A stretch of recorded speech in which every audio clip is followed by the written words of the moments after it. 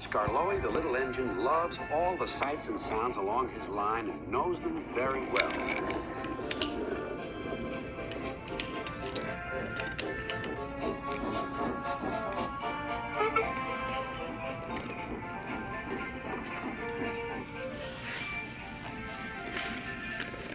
One morning, soon after he returned from being mended, he was enjoying his journey more than ever before. Along the way, he met Rusty. You know, he said, if I couldn't see these familiar faces and places, I'd think I was on a different railway. You've done wonders with these rails. Rusty laughed. I'm glad you're pleased. Manager said, let's bend the track so well that he won't know where he is. And we did. And you didn't, if you take my meaning. Skarloey liked this hard-working diesel. There's still one bad bit, warned Rusty, just before the first station. An engine might come off there, particularly Duncan. He will rock and roll along the line. Look at him right now.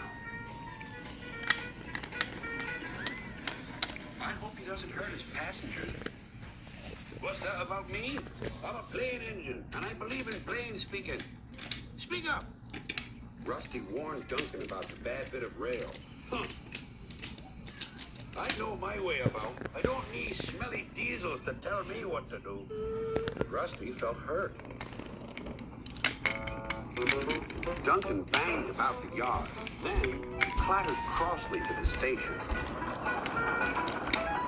James was already there, waiting for him.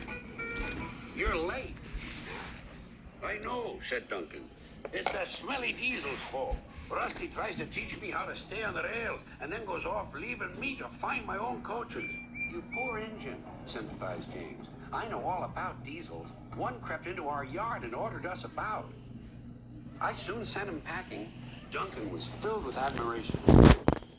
He didn't know that James was boastful and sometimes didn't tell the truth. Send Rusty packing! Send Rusty packing! Snorted Duncan. He climbed the hill furiously. Well done, boy, encouraged his driver. Keep it up. Soon they were near the first station. Duncan was pleased. Nothing's happened. Nothing's happened, silly old diesel. Clever me. And he rocked and rolled along the line. Steady, boy, checked his driver. But it was too late.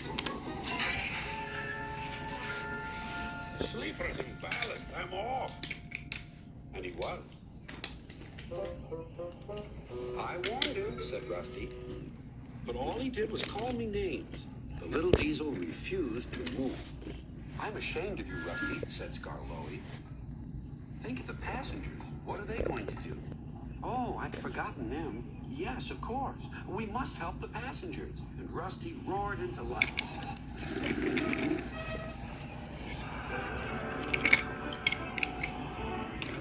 Duncan stood sad and solitary. He couldn't rock and roll now. Oh, dear, he thought. Everyone will know how silly I am. The passengers had to get out and help, too. They weren't very pleased about that, but worked as hard as they could. They carefully levered Duncan back onto the line.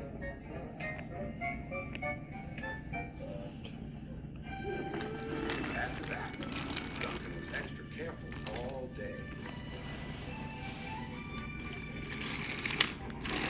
The last evening came.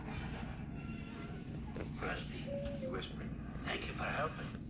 I'm sorry I was rude to you. That's all right, Duncan. I wish all diesels were like you. Let's be friends. Suits me, replied Rusty. We'll mend that bad bit of rail first thing tomorrow.